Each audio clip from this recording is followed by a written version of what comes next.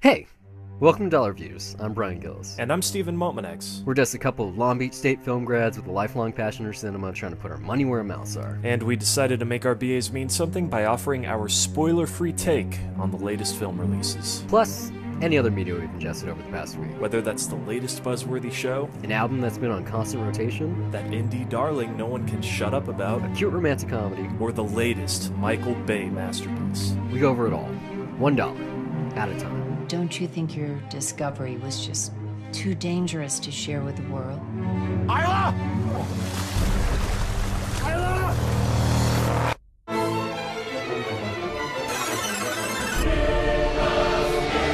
How can you keep a discovery so vital to our existence a secret?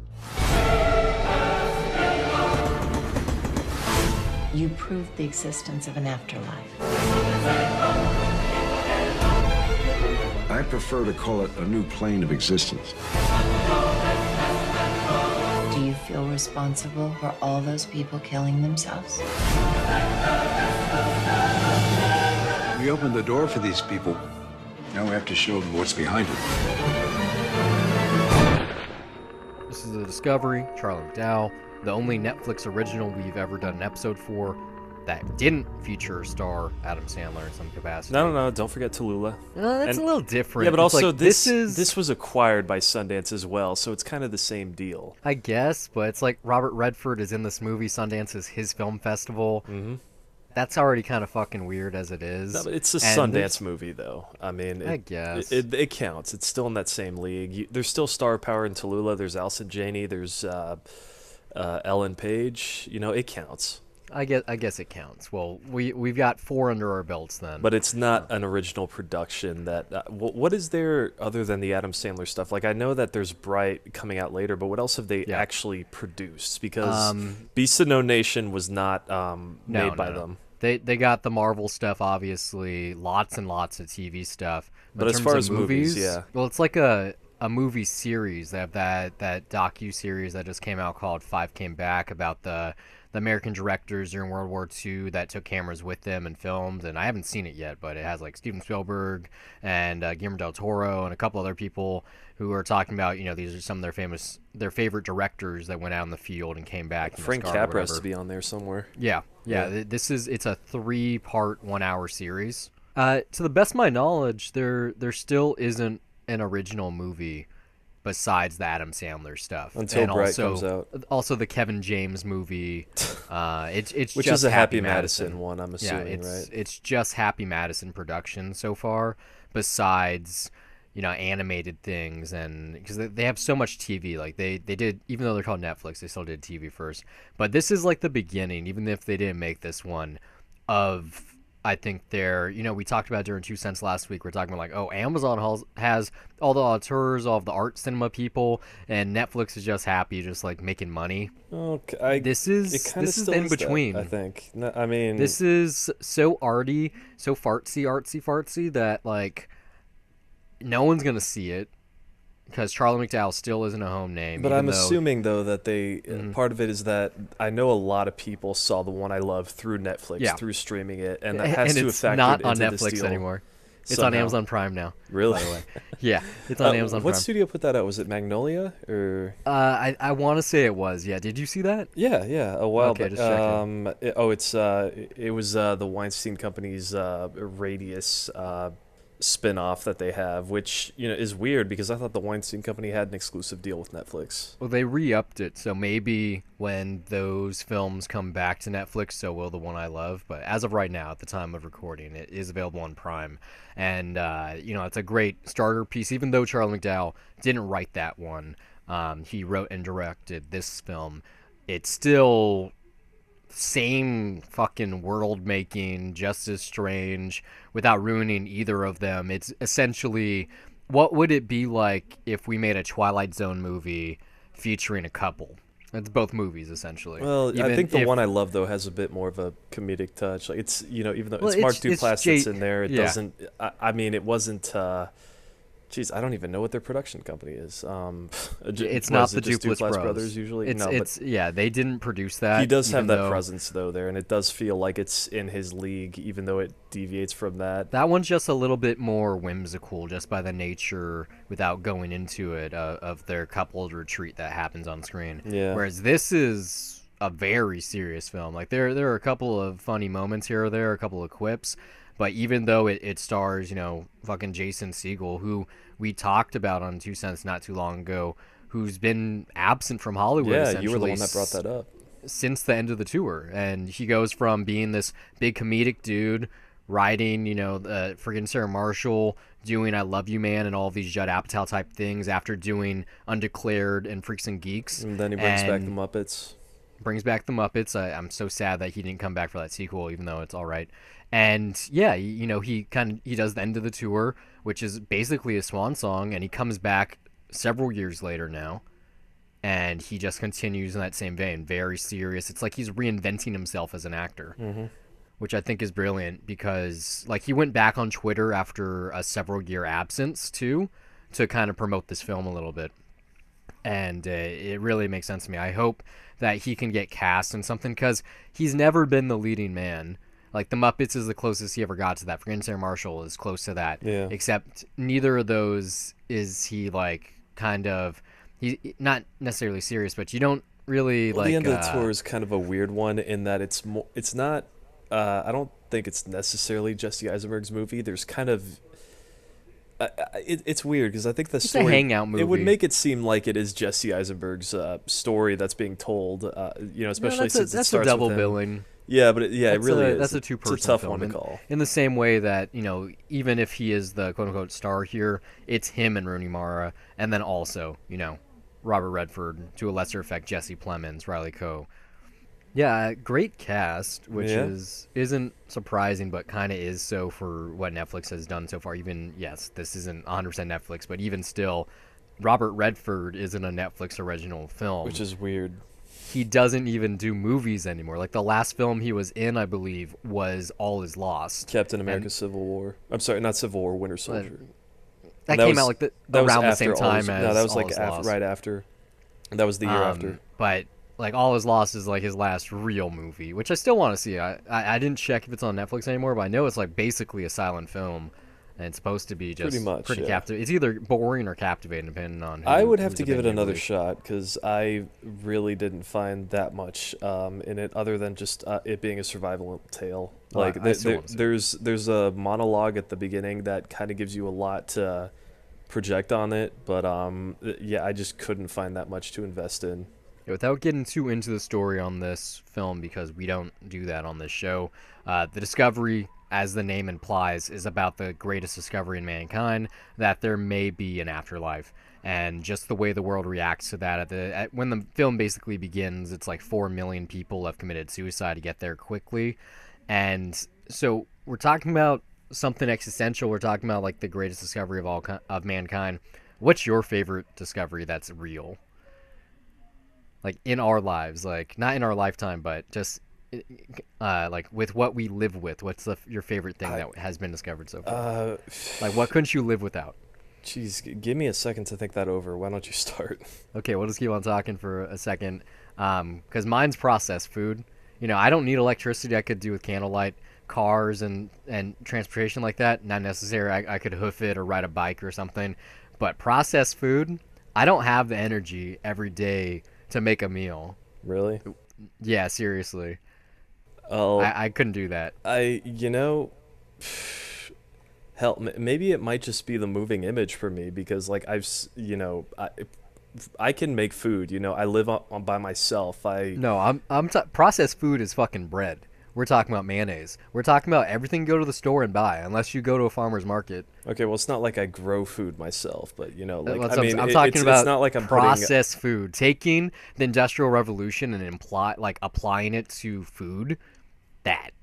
Making sliced bread, okay? You know what? Tortillas. Mine might be the moving image, just because if that didn't exist, if I was born in, let's say, the 1800s, I have no idea what I would be interested in. Like, it's just, I was always drawn to just movies and television and like just anything on a screen as a kid. Like, so if that did not exist, I have no idea what would be going on in my life. You're just trying to make our listeners happy. No, okay. I'm totally serious. Like, have you ever tried like thinking about that? What would you know? It's like, yes, we can enjoy books, we can just enjoy doing stuff outside, but or people will just watch sports, plays but more. it's just like we'd all watch more plays.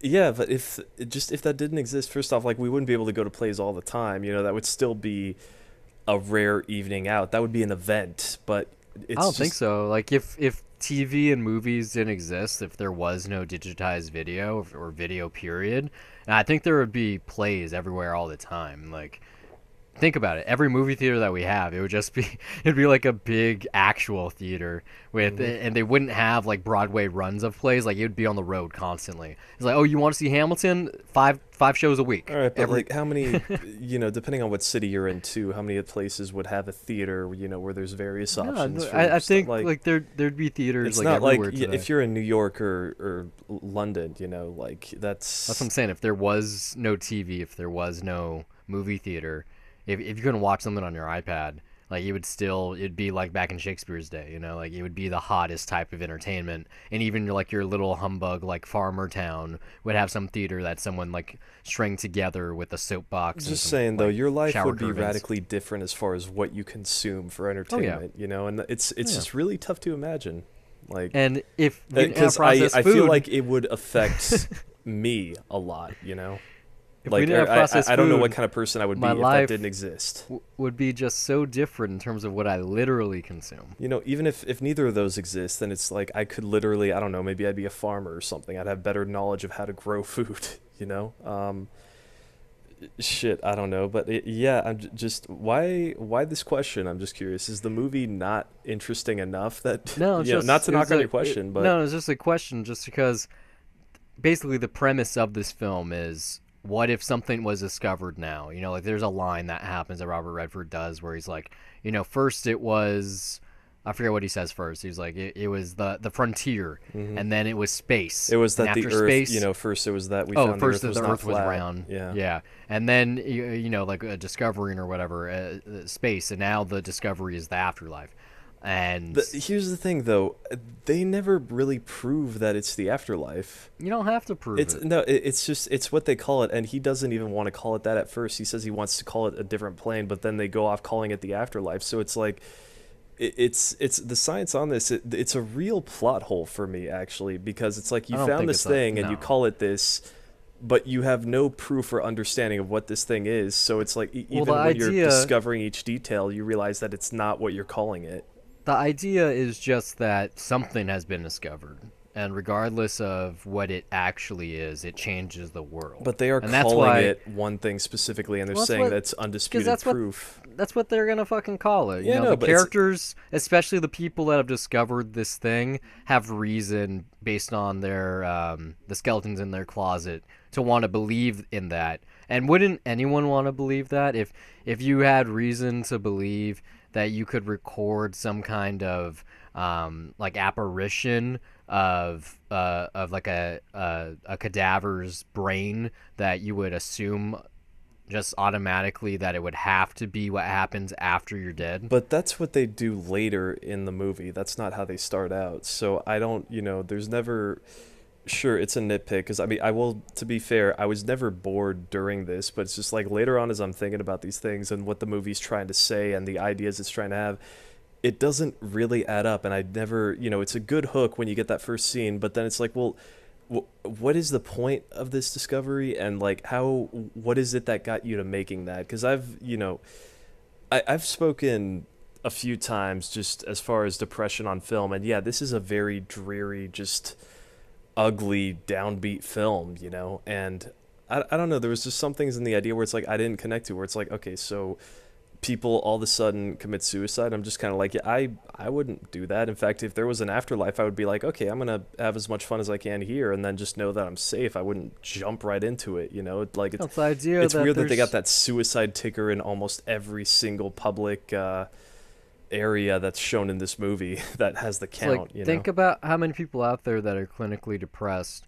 and they hate their life, or maybe they failed in life. Maybe, like they let someone majorly down in that is part of their everyday living. And just this idea, you don't exactly know what comes next, but there is something next, and you can get there quicker. You can have a refresh. You can start over. It's not heaven. It's not hell. It's the next step. And so, part of being alive, being a human, is the existential wanderings of, what is there something next? Like, am I put in the ground and I'm 6 feet under and then I'm worm food? Like, I think it's easy happened? to understand why that's happening in the world of the film, but then I don't understand really what it's going for, especially at the end of this. What is the entire journey of the main characters in this? Like, it feels like a lot. I got the journey. It's kind of like the way a I lot see of stuff crammed into once, and it felt like pretentious hipster shit at the end of it. To be honest, it's like there's this movie that came out in 2011 called Another Earth, and the premise of that was that another Earth was in view. It was called Earth 2, and then this idea on the doppelganger theory, which is like, oh, what if there is another you? What if you have, someone that could be better? Like this idea on alternate realities in some ways, and it's like it presents the idea, and then it pretends to be meaningful just because it keeps speculating on this idea without really being insightful on it. Yeah, I combat your hipster pretentious bullshit idea on this film. I think it's in the same league, in the exact same league as the one I love, which makes sense because I said it. It's the same fucking director, and he's not quite auteur yet because he's only made 2 films and he didn't even write one of them. But just taking what we know about humanity, if you add like a taste of sci-fi that is possible in the near future, already possible, and what that would change about our everyday lives, like who would we become when these kind of things happen? Exploring those ramifications, yes, but then how just the journey of this movie of exploring that, I don't think it's necessarily there. You said that you wanted something, you wanted to take something away. Most films don't make me do that. No, but this is a serious sci-fi film dealing with some very complex themes that are pretty existential. I mean, yeah, come on. I'm not going to just blindly watch this and then walk away from it. I'd barely call it a sci-fi film. It uses science to convey the message that and it's a work of fiction. It's science fiction. By definition, man. Come on. It's more a metaphysical / spiritual story. But it is also science fiction. It doesn't have to be set in fucking space to count. It uses science as the basis for its ideas, but it is much, much more about spiritual journeys and religious journeys.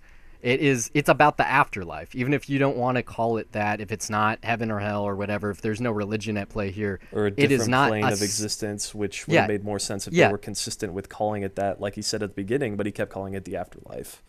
That's what scientists in this film, because both Jason Segel and his father are scientists, they're neurologists, are using in words to convey it to the audience members and also the world at large, this discovery that they found in fact. Fair enough. But the story is not about that. Science means nothing to the fucking story. This is not sci-fi. This is a spiritual investigation.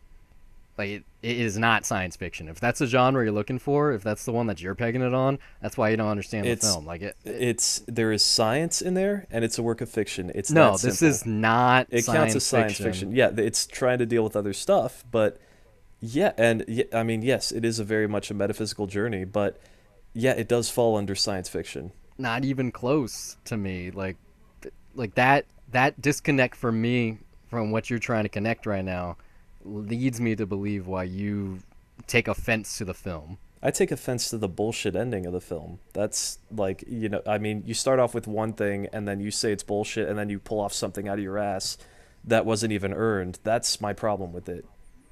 Like, if you're going to explore an idea, explore the idea. Don't throw something else at me and then just abandon that idea. I didn't feel abandoned. I saw it for free. It was worth $3.99.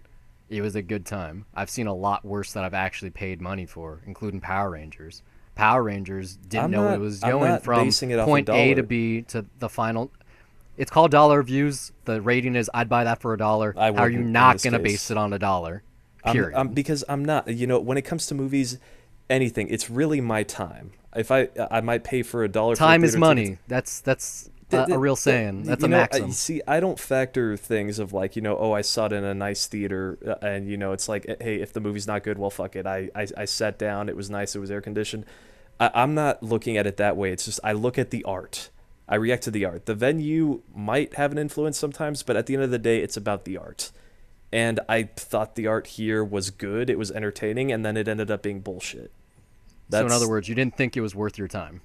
I think it was worth my time, as far as at least having this conversation. Like there's never a movie that I do not believe in thinking that a movie is a waste of my time. I believe that, in order to like know what it is that I like, what I find is good, I have to give things a chance that I sometimes won't like. I didn't go into this thinking that I would hate it or anything, but it's just, yeah, I mean, that's the way that you see things. It's also what's just as important about understanding what it is that you like. You have to understand why something doesn't work for you. So no, I don't regret watching this, but I definitely I don't like the movie itself. It's not like it was a waste of time for this one time that I saw it, but no, I felt it was bullshit at the end of the day. I don't feel that way. I understand that you don't. I really We've enjoyed said that it many times. I enjoyed the characters and the story. I enjoyed the ideas at play, even if they're not wrapped up in a good way.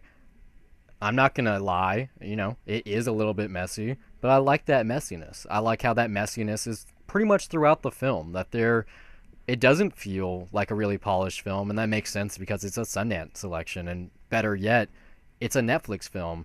If you look at everything that we've seen from them, including Tallulah, they're not the best films out there. They just aren't.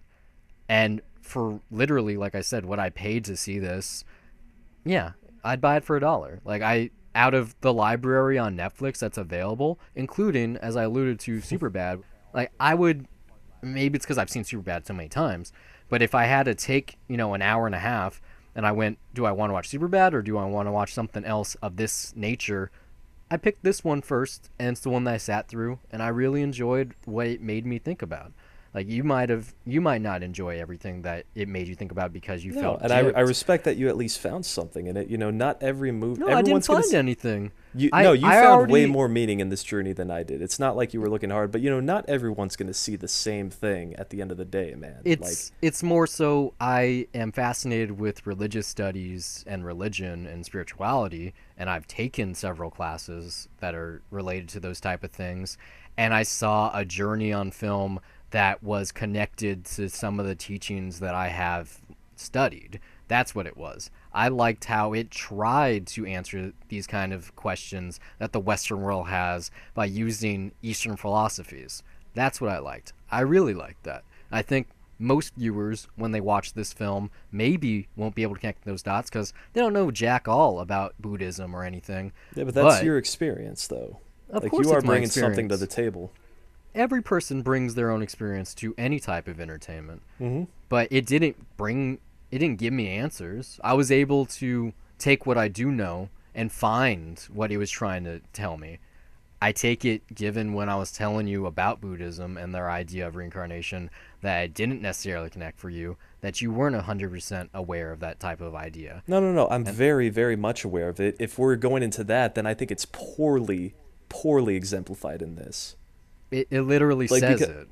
It says it quick. It says it not in a nice way. It does it at the tail end, like you have a problem with. Yeah, but it says poorly it. And then just throws him in a loop. That's not how Buddhism works. You can be like, Buddhism, you could be reincarnated. Like, in the case of the Dalai Lama, that's once he dies, that's another person that's reincarnated entirely.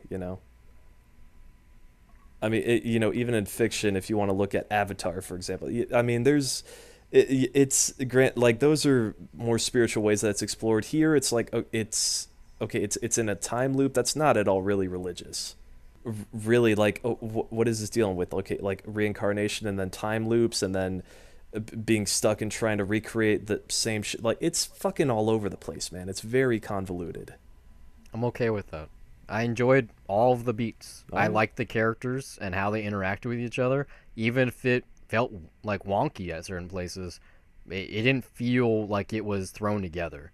When you get these kind of actors on something this small, I don't know the budget, but let's say I would assume, out not counting the cost for the actor's salary, had to be under $15 million.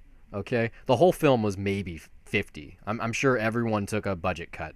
Like no one got their If I have to guess, quota. it's probably 10 million because it's Yeah. it's at one location, and I mean even the one I love is at Well, under. no, they're on a ferry and they're on an island, But it's and they're in in a one. hospital. Yeah, and it's a pretty limited cast. Like there isn't. There's what, maybe like 5 locations in this movie if you think about it. A little bit more than that, especially when you throw in the montage stuff at the end. Like they have several locations, but yeah, it's mostly in like 3 or 4.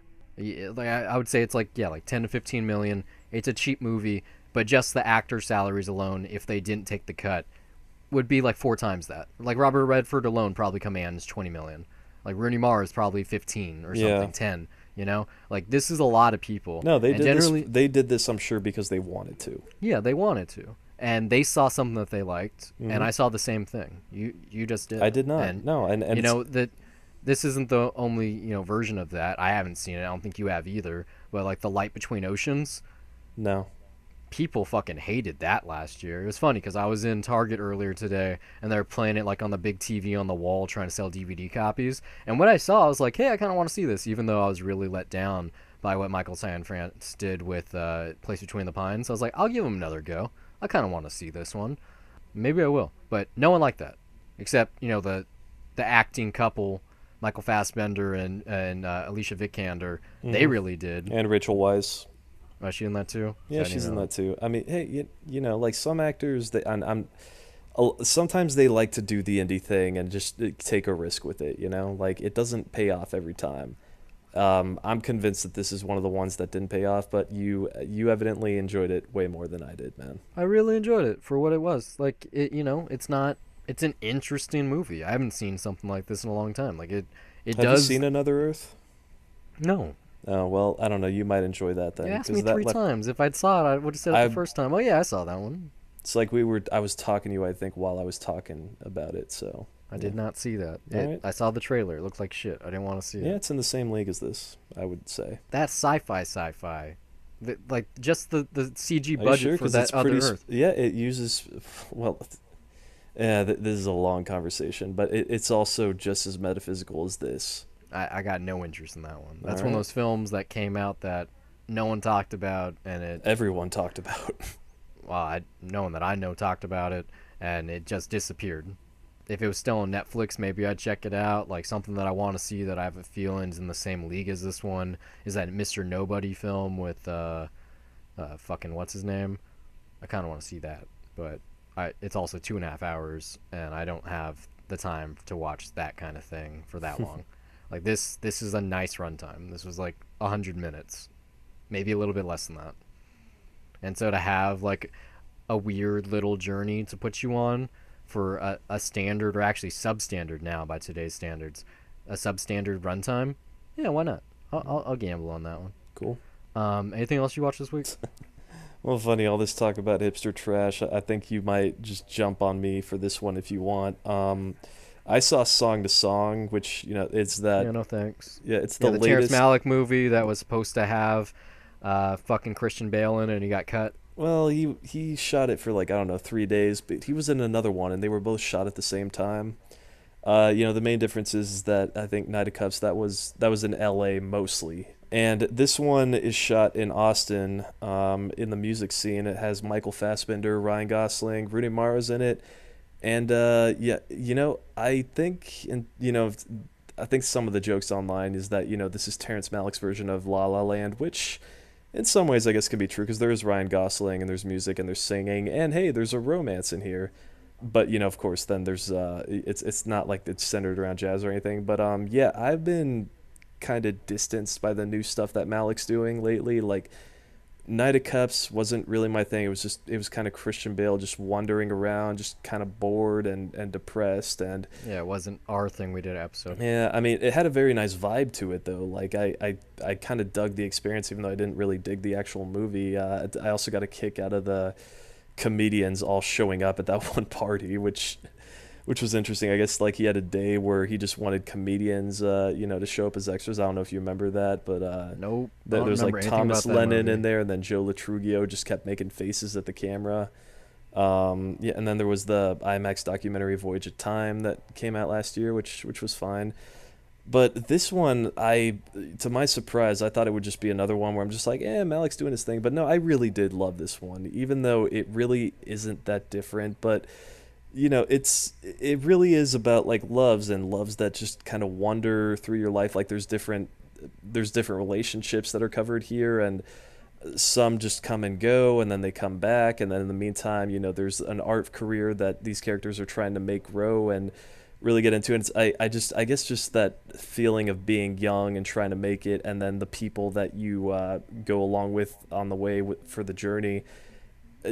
Really the way that this flows, it's totally an art film, but I was on board with it 100% of the time. Definitely has some laughable shit that Terrence Malick does, but yeah, this definitely resonated with me more along the lines of something like To the Wonder, and that it's sort of the same thing except without, that one is more about the emotional love, I think, whereas this one was artists just trying to get by, and the relationships that they have. And it's funny though, I've noticed now that like a common thing with Terrence Malick films, at least the ones that delve in relationships, is that it's never one consistent relationship. It always ends at one point, and then people enter into a new relationship. And I mean, really just the way that he explores those, how human beings relate to one another, I think I'm finding way more and more interesting just as a thread that I'm seeing in his work. But yeah, no, this one, I really do want to see it again. I think I totally would buy it for $1. It's definitely one of the more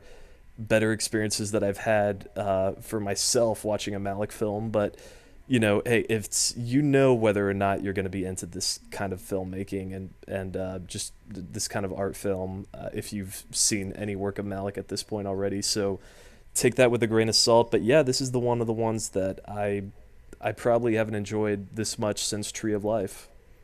I think you're alone on that one. I did read some reviews on this film, and no one said anything nice about it. It made no money. I mean, all of his movies like 5-star have been reviews making... on Letterboxd, man, and like I'm not talking about Letterboxd. I'm talking about the people that get paid to write reviews, and yeah, no one it's liked like it. 50%, which is standard at this point. I mean, Letterboxd is full of lots of people that want to be critics, so they write glowing reviews about things that no one else does. That way people see them when they look at the film, because it has a much smaller pond and they can be a big fish, and then they can get followers. So I don't really believe most written reviews on Letterboxd, especially if they're more than a paragraph, because it means that you don't have an outlet and you're too lazy to even get a WordPress It's like quite we got. dismissive, man. I'm just saying, like, anyone can get their own website, and when I go on Letterboxd, I don't care how many followers they have. If it's more than 3 paragraphs, I don't read it, because I don't want an essay. I want a small piece of social media / criticism that I can digest very quickly and literally heart it if I like it. And so generally speaking on Letterboxd, if it doesn't have, like, I like 1-sentence reviews. Those are my favorite reviews on Letterboxd. They're quick. It's like Yelp. It's quick. It's like, oh, I can read it. Oh, I laughed. Hey, to be fair though, man, sometimes even I do this where I write like really long reviews because sometimes there's really a lot to say on a movie. Yeah, sometimes there's a lot to say. And yeah, like it's interesting when you look at this because a lot of people see different things in that movie, and I mean, yeah, stuff that I definitely haven't seen. But yeah, it's always weird with Malick because everyone's gonna have a different experience, and even the ones that call this movie bullshit, it's funny reading those. I mean, but like I think one thing that everyone can agree on, which is fucking awesome, is you see Val Kilmer on a stage fucking chainsawing an amp in front of a live crowd, and yeah, that was fucking awesome to see with voiceover in the background. Kind of over Malick. I mean, I've only seen a couple of his things. I still plan it's an to acquired see some taste, other... man. Like just, he's like I really did want to see this, but this came out 2 weeks ago here, and I wasn't gonna see this like opening weekend. I waited. I was actually considering just not seeing it theatrically because I was like, you know what, with Knight of Cups, maybe like that was one we reviewed and I just rushed out to watch that. Maybe I was not in the right state of mind, but this one I was like, I'm feeling like I'm in the mood for Malick today. Like after having a long and exhaustive week, I wanted some sort of meditation through cinema, and I got it. But I actually, it wasn't just the feeling; it was that I was actually really into these characters and the journey that they were on, and for a couple hours it's like I was there, and it's also, it happens to be cool, like this totally is a bias, but seeing the city that you live in to be shut, hell, I mean, fucking the neighborhood that I'm in is in this movie, and it's really really interesting seeing that, like, and especially just walking out of the theater and that feeling just doesn't go away that you have during the movie. So it's definitely one of those little things that enhances the experience. But yeah, Malik is not for everybody, but like it's something that's interesting to when you get into it. It's not like everything else that you can watch. And I don't know, like with something like Knight of Cups, there were moments where I was just kind of like, oh well, this is just kind of bullshit and very empty and vague, and he's just kind of wandering around depressed. But I saw way more life in this one. So and the eye of the beholder is always going to be different. But yeah, it was a fun watch for me. I liked I mean, Ryan Gosling, it probably helps that he's in this, because even if it's a fucking art film, like, so damn likable here, man, just as always. And just, I mean, Rooney Mara, like, I don't dislike her. She's never been someone that I've, like, looked to as far as star power as, like, having charm on screen all the time. In fact, it's funny, like, you can see the inconsistencies in this movie that they shot it at different times, because her hair always changes. Like, it's so fucking obvious, and I just kind of laughed at that. But yeah, like it's Malik. He kind of just does what he wants at this point. I really got more out of this than I have out of a Malik movie in years. So I hope to experience this again at some point. It might, I don't know, maybe there is a personal connection there for me, and that this isn't the city that I'm in that I see every day. But yeah, it is cool seeing that. Anything else? Actually, yeah, I finally saw Gremlins 2 last night. Oh yeah, I saw that. Yeah, and we did a review of that way back in Christmas, and I seriously freaking was surprised by that movie and that I hadn't seen it, because just the joy that I had of that watching that movie. It was like I never had that childlike joy in such a long time of just seeing something so bonkers. There's the freaking bar scene with the Gremlins in there, and like the stuff with them watching Snow White. Like how'd you like seeing 90 minutes of that bonkers shit? It was amazing, man. How'd you like the Batman Gremlin? Oh my, I was so lucky, dude. Full sold out crowd, like just probably like 200 people watching this movie. Like a lot of them had obviously seen it before, but man, I had not heard laughter like this in a theater in like such a long time, and it was just a great night at the movies, man. Wait, like I got a question. I'm curious. So the cutaway when the reel breaks, who was the celebrity in the theater that had the cameo? Hulk. Okay, just checking, yeah. Because there's two different versions out there. No, I know that the VHS one, they apparently changed it to like some bad lip sync of John Wayne.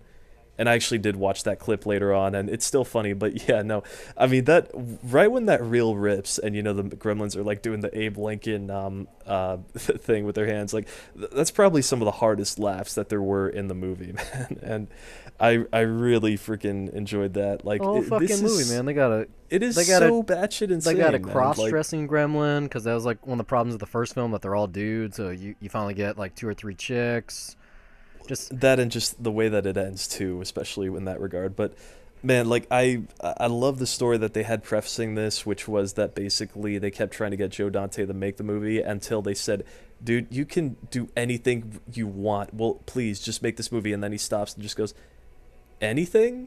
And then you end up with this. Like I don't know if you've seen it, but there was an awesome Key and Peele sketch that played during the pre-show of this movie, where it has a writer's room where they come up with the batshit insane like, ideas. Gremlins 2! That's in Gremlins 2! Yeah. Fuck it, we'll have a veggie gremlin. Why not? Like that is probably the best preface to have for just how batshit insane this was. And no, it's a Looney Tunes anime. It's I know, a Looney Tunes no, cartoon, it is, but it's like filmed in live action. How often do you see that? It's Warner. Well, see, that's the thing. You saw it on film, so you didn't get it. But opening the film if you watch it on home video, you actually get the Warner Brothers shield. Yeah, no. And Daffy Duck comes out. Yeah, that's how it opens. I thought that was originally that was always how it opened. In fact, like you read on even theaters. I thought that was just a home video thing. No, even in theaters. Like, apparently it was supposed to be longer, too, but then test audiences were getting confused and thinking that was, like, a short before the movie, and so the gag ran for a while, and they had to cut it down. But, yeah, like, even Chuck Jones has a credit on the wiki page for this because of that little animated segment, and then all the stuff that's happening during the credits with Daffy. But, yeah, man, it's a lot of fun. That's all. That's really all there is for me to say. Like, I'm kind of glad that I didn't wait... Because I was thinking after we did Gremlins, like, well, maybe I should do Gremlins 2 like 2 years later or something down the line. But then that wouldn't have been a review because I would have just been going, and then that part, and then this part, and like. It's like I said, Gremlins and 2, also like they're both Christmas movies. But how is that a Christmas movie? They're both actually? Christmas movies. It's just Gremlins 2 has nothing to do with the holiday. It's set during Christmas. Yes. It's just it's kind of like Die Hard. It's like, okay, cool. Like a clip it's set It's on a Christmas. Life in the background in color, which that was funny. But yeah, it's awesome, man. That's the best I got. Yeah, it's a good time. Yeah, I would buy that for $1. I think that sequel is actually better than the first one, to be honest. I think the build up to the rules and getting Spike and the rest of the bad Gremlins, like the actual Gremlins, not Gizmo, takes way too long. Whereas in the sequel, it's like, what, 10 minutes, 20 minutes? Like it takes a while. I mean, honestly, like this is like 22 Jump Street, and that it's just such a self-referential sequel that I want to give the first one more credit, but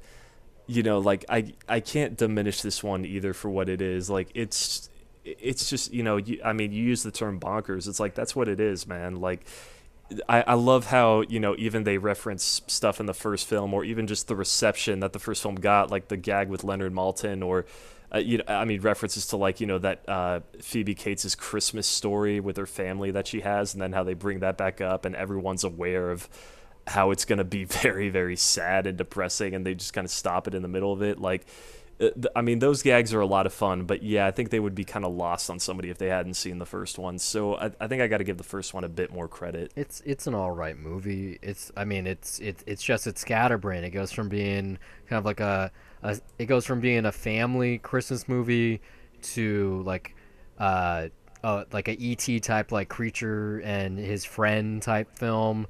And then it becomes a horror film, and then it becomes like a straight up like slapstick adventure with like thriller. Like it's so weird for me, and the fact that it is a Christmas film, and yet it works. No, yeah, it works. It's just, if I had to pick like right now which one I want to watch, I would probably almost always pick number 2, unless it was literally Christmas. Yeah, like Gremlins would be a good Christmas pick. That's probably the only time I will ever watch it. The first Gremlins just to get Mogwai on screen, like to actually see him, like Gizmo, you wait like 30 minutes. Like it's a real long time. Whereas in the sequel, it's like, oh, there he is. Like I'm pretty sure I'll have to check, but I'm almost certain on Letterboxd I have a higher rating or the same exact rating for Gremlins 2. Like it's one of the sequels out there that's either better or just as good as the original without sacrificing anything. Like it's the literal idea of let's give him more. Like it just the notion of brainy gremlin, like that was probably the best Kelsey thing for Grammer me. Gremlin. Yeah, I'm not sure if that's him that voices it. It's basically him. I don't know who it is, but it's Kelsey Grammer. There was some name, I don't think it was Kelsey Grammer, that came up in the credits because they credit Howie Mandel as Gizmo as the first credit, and then they followed up with Brainy Gremlin. But who cares, man? It's freaking awesome, man. I'm glad I finally saw it, and I'm glad I saw it the way that I did. So much fun. I did. Yeah. Like if you gave me the extra 40 minutes that I thought I had, I was actually gonna actually do another session of Werewolves Within, so I could give a more rounded criticism. Or go for it. I'm not gonna do it right now because that's a whole process. But in our most recent episode of 2 Cents, episode 91, is it 90? Let me check. 90, I think. Yeah, our most recent episode, 2 Cents, episode 90. I talk about Werewolves Within for a good 10 minutes, something like that. And I basically reiterate, I guess. I got it for $15. It's supposed to be 30. You can get it digitally for 20 on sale. You can do like a bundle on PlayStation also. It's like 50. I don't know how cheap it is on Steam, but it's definitely worth $15. It's a real, on paper it's kind of boring. It's this tabletop board game called Ultimate Werewolf where there's all these like I can't even describe the actual game because there's so many different roles in play, but essentially there's villagers who are trying to find the werewolf and kick him out, and then there's everyone else. And so there's the deviant, which is trying to get out himself. That's how he wins or she wins. There's the turncloak who's working alongside the werewolves, but they aren't aware of it. Like it's pretty weird, and I don't actually like the game. The game itself, I am not a fan of, just because everyone kind of takes it really seriously. I mean, not every game I played, but for the most part, they take it seriously. But there's no stakes, like there's no stats, there's no leaderboard, and it's essentially it's a drinking game, except you're playing with people that you're not actually drinking with. So you might all be drunk, but if you're not already drunk, like I wasn't both times I played, it kind of loses its charm. And also, despite it being really awesome in VR, I don't know. I'm a very honest person, and so the idea of conceit that when you are the werewolf, you're not supposed to let anyone else know, and you want to trick everyone. It's not something that I'm necessarily a fan of. But as I said during Two Cents, and I'll say again, just the setup for it, given that it's a VR game that is 100% played through just gestures and glances and conversation more than anything, that the main entity in the game is your voice, that you can have conversations with strangers, and yet they're not exactly strangers because they're all part of the same VR whirlpool, that you're kind of a family that's segregated. It's really interesting, especially since, like I said before, once again, that you can play between Oculus, HTC Vive, and PlayStation VR. So it has a whole community there, and everyone is on the same level playing field. Like I said, I had conversations about Batman Arkham VR. We were talking about ping pong. We were talking about all kinds of stuff. And unlike on Two Cents, where I'm talking to you, someone who, for the better part, hasn't experienced a lot of VR, not as much as you. Yeah. All of these people have experienced pretty much exactly what I have. Like, I even looked at some of the people that I added as friends, like their trophies on PlayStation. They played even more than I have in some respects. And so it's interesting. It's like you're in this community because I mean, to the best of my knowledge, there is nothing else like it currently in VR, especially not multi-platform. Like, there are certain things, like this game that I can't remember the name of, I could Google, where it's like a shooting simulator on HTC. But that's not about communication. Like, you're shooting, you're doing a game. This is 100% just talking to people. And so even if you don't play the game the way it's supposed to be played, this idea that you're sitting in a circle with 6 to 8 people and you can get to know them, or you can play the game, or you can do both in between sessions, and just how weird it is to be looking at someone's avatar and it's able to recognize where they're looking. So if you're staring at someone, they know you're staring at you. Like, it's a weird, like I said on Two Cents, I literally had, I don't know, that moment, yeah, you like, take off the helmet and you're just like, I don't know how to describe it. Yeah, like I had this, I was like, it was like dementia, like, or not dementia, I mean, the reality that I was in felt just as real, or if not more so than my actual reality when I took off my headset, where I went from, oh, I'm sitting with these 7 strangers, to, oh, no, I'm actually alone. I'm alone now. And I had a serious what the fuck, like, freak out moment. Like, I felt very strange for a good 20 to 30 seconds. I just did not like it.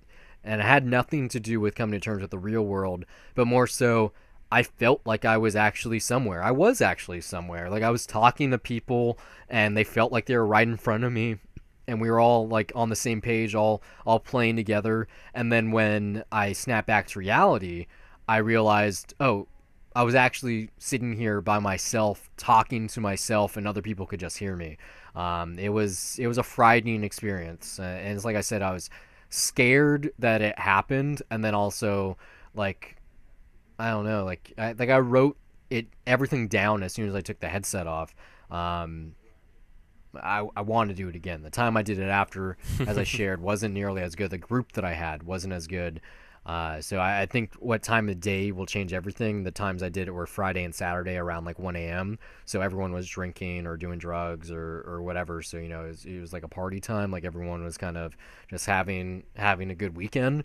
Whereas I feel like if I were to do it tonight, I'd get a different kind of environment, probably, because we're recording. People are asleep for work in the morning. Yeah, we're recording on a Tuesday. Definitely buy it for $1, like I said, though. If you can pick it up for $15, like I did, highly recommend it. Even at $30, I recommend it. It's just, if you're looking for a game, you're not going to get it. If you want more of a social experience, if you live on your own and you're kind of like you don't have the money to go out and have a good time, this game can kind of supplement that and like not put as much of a burden on your income.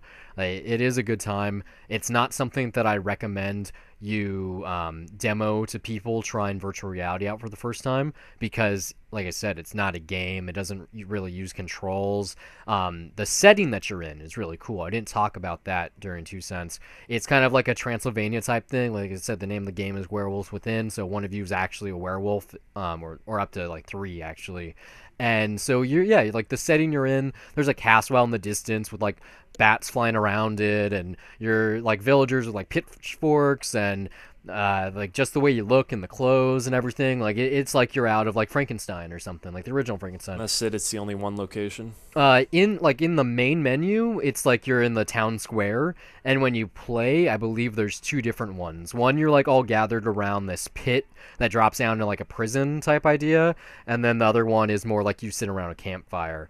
But it's like they could easily add more, but just the way that the environment looks, like despite it being basically fantastical, like I said, you're playing the game. It's called Werewolves, you know.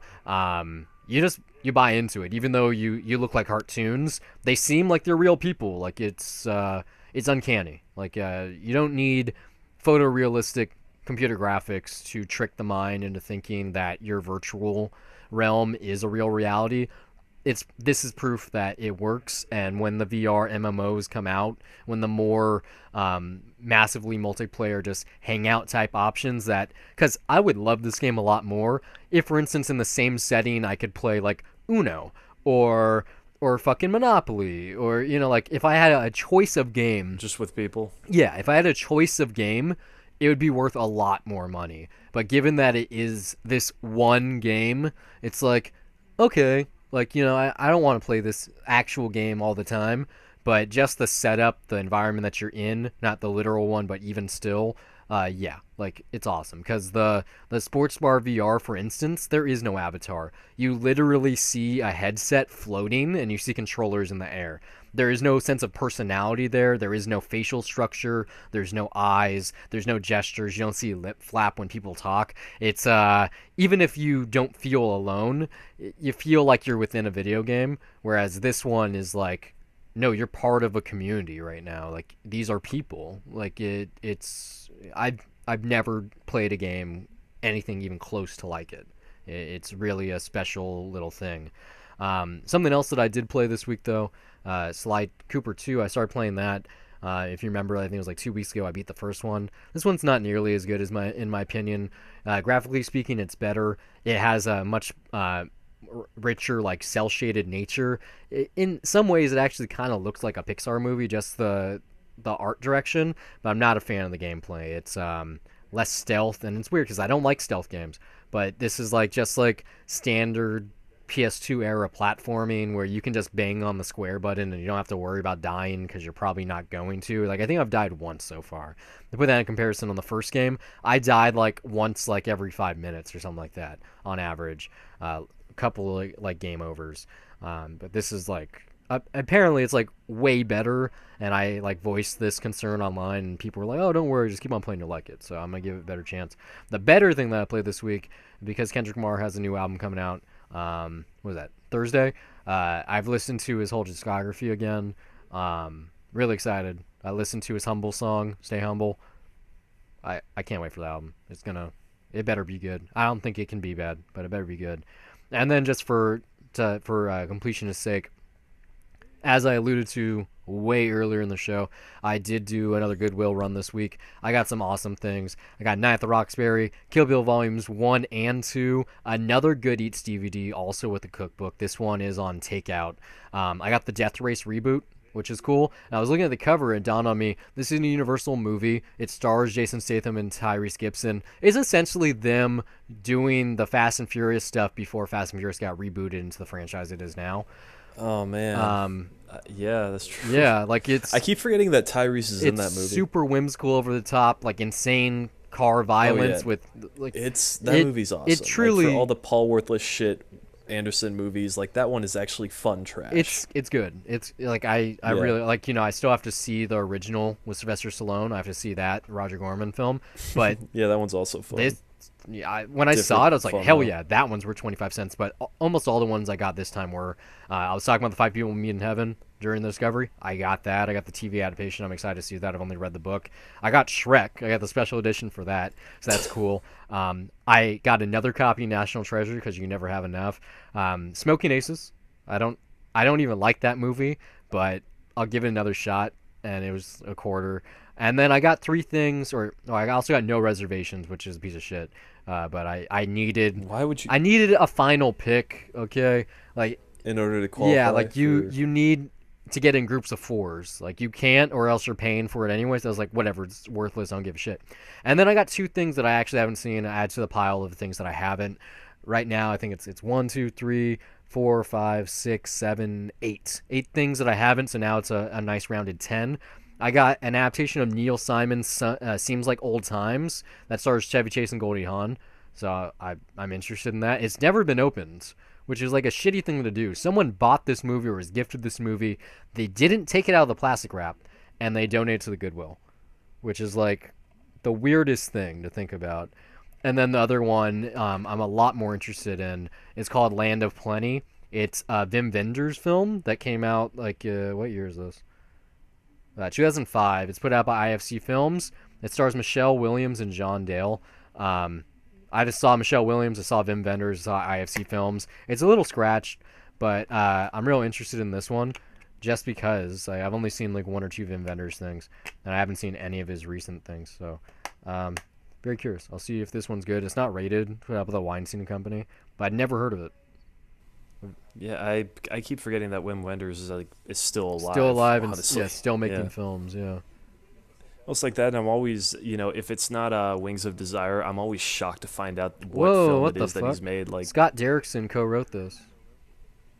Yeah, he had mostly a writing career before. Well, I knew that, but before he's where he is now. I didn't even check that when I was looking at the back. He did a lot of stuff uncredited for the Weinsteins. This is produced by Gary Winnick too, so it's got some interesting talent behind it. Not sure if it's gonna be good, but hey, it's Michelle Williams, and even her Dick movie is good. Like most of her films are good. Like even if she's not. Either she's good in it or the film's good, so I'll pick and choose. I'll see. I'm curious. And the final thing, I bought a lot of stuff today. I bought $80 worth of Legos.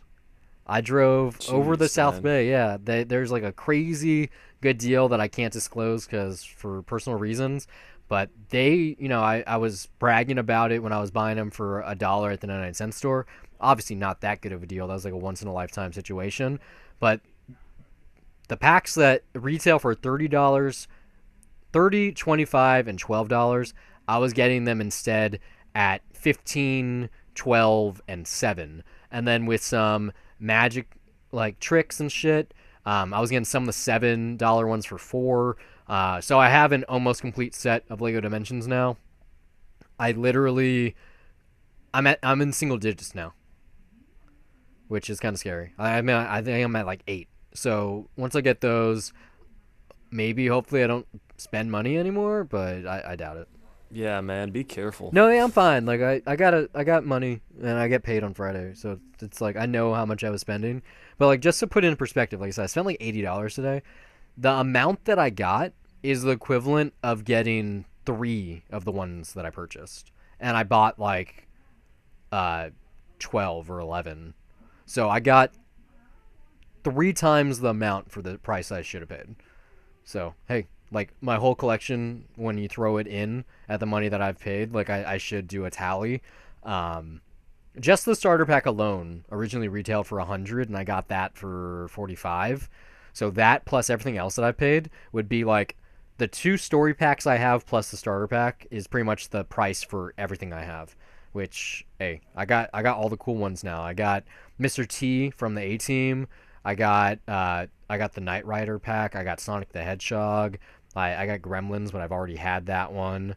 I got all the Ninjago ones, so when that movie comes out this summer, I'll be familiar with who the characters are, I guess.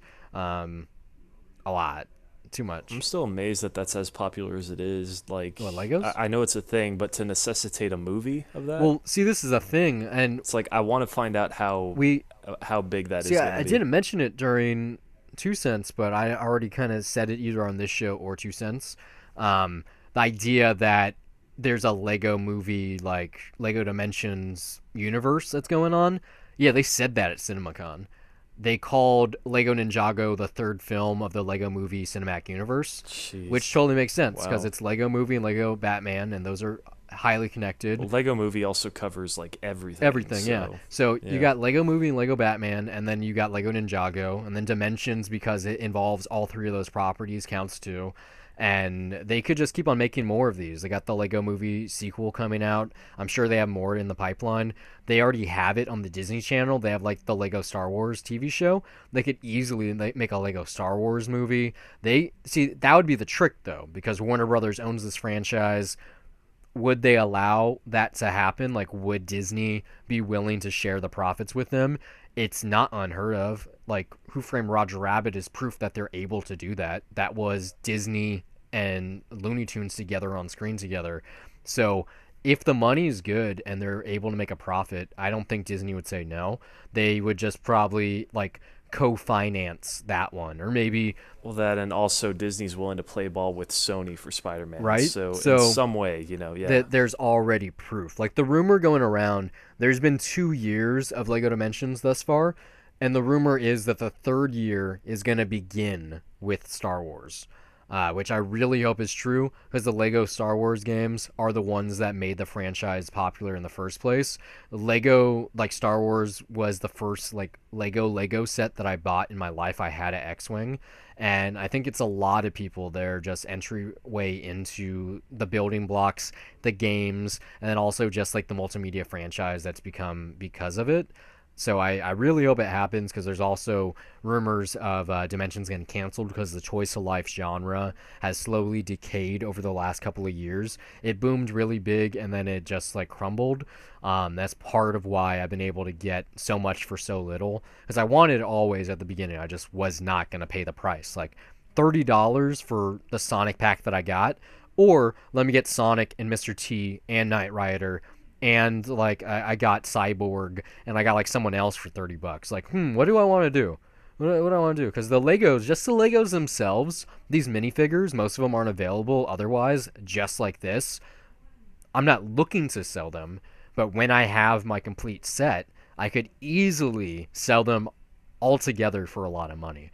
Obviously, not something I plan to do. I like holding on to the things I buy, but they also take up no space at all. I was actually looking up container options because that's the thing that I have to do now. I have to find a way to store all of them so they don't go missing or collect dust or anything like that. I think I found the perfect one at Toys R Us earlier today.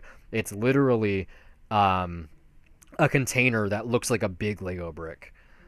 So that's gonna be the one I do. But like to better put this in perspective, my Before Trilogy Criterion box was like 50 something dollars. That's three movies that I've already seen multiple times, besides Midnight. It's like even with the Criterion deal for that, that's still pretty expensive. It's pretty fucking expensive. I got some toys that I can play with, both in real life and within the video game, and they're properties that everyone's familiar with. Like I said, I got the A-Team and Knight Rider and Gremlins and Mission Impossible, Back to the Future, Wizard of Oz, Lord of the Rings. I got Ninjago. I got the Lego Movie, Ghostbusters, both the old one and the new one, Doctor Who, Portal 2, Jurassic World. I got all the DC people. I got Scooby-Doo, fucking The Simpsons, a lot. And it's fun. Like they look really cool. I've always loved Legos. It's the footprint is what it really is. They don't take up a lot of space and they're fun to build even though these aren't like, sets. Like these aren't the it's going to take 30 minutes to build type of things, which are awesome. These are maybe it'll take 5 minutes, which is just a little like nice treat. I have just this stockpile now that when I decide to open them, like here or there, I can spread it out really far because I still haven't even beat the game. I've been really pacing myself with that, trying to spread it out so I don't get burnt out already. Like I found myself beginning to feel that way right at the beginning just because how crazy I was going with it, that I've really slowed down on everything. And I want this to be a thing, that I can store away when I do beat it. Maybe I have a kid. Maybe, I get a new girlfriend. Maybe a friend's over and they love like Mission Impossible. They want to play the Mission Impossible video game with Legos. It's like, why not? Like, I see it as an investment, even if it is dying. The ones that are coming out in the near future that I'm sure I'm going to get, there's going to be a Goonies level pack where you get, whatchamacallit? The guy that Chung hangs out with in the movie? Yeah, what's his name? God damn it. Yeah, I don't know. Hey, guys! Yeah, that guy. Oh, Sloth. There we go. Yeah, so the Sloth is coming out. They're putting Hermione out. They're putting this guy from Lego City on the cover. Like, the only set that I don't own, like, I'm gonna own the rest of the DC characters this week. The one that I'm holding off on is Harry Potter. I don't have the Fantastic Beasts story pack. I don't have Harry and Voldemort. I don't have Hermione or Tina, who's also part of Fantastic Beasts. I'm gonna wait on those. But yeah, I'll have the rest of the DC shit this week. I'll probably pick up ET, even though I don't really want him, but I'll pick him up anyway, just because it's ET. Thanks for listening. We hope it's been a pleasure. If you like this show and you want to hear more of our wonderful voices on a weekly basis, check out 2 Cents. I'll recap what's happened in film, TV, and tech news. We're also on Dead to Cinema, where one or both of us crosses a title off our list of shame. You can find all of our content at dollarreviews.net. Follow us on Twitter or like us on Facebook at Dollar Reviews. We're available on iTunes, YouTube, TuneIn, Stitcher, and constantly looking to expand to other platforms. If you listen somewhere we're currently not available, you'd like to contribute some talking points, send a Debt to Cinema request, or if you just want to laugh at us, you can do so by reaching out to us on social media or send an email to brian@dollarreviews.net. Or you can email me as well, steve@dollarreviews.net. You can follow me personally on Twitter at Brian Gillis, that's BRYONGILLIS, and now you know how to spell the email too, and also under the same name on the lovely site Letterboxd, which acts as my film diary, where I rate films I'm watching, write the occasional review, and even sometimes compile lists. You can also find me on Twitter at S_MTX, and also follow my film diary at Letterboxd under the same name, where I log everything I watch, and sometimes write brief reviews. That's it for this week. Until next time, keep the change.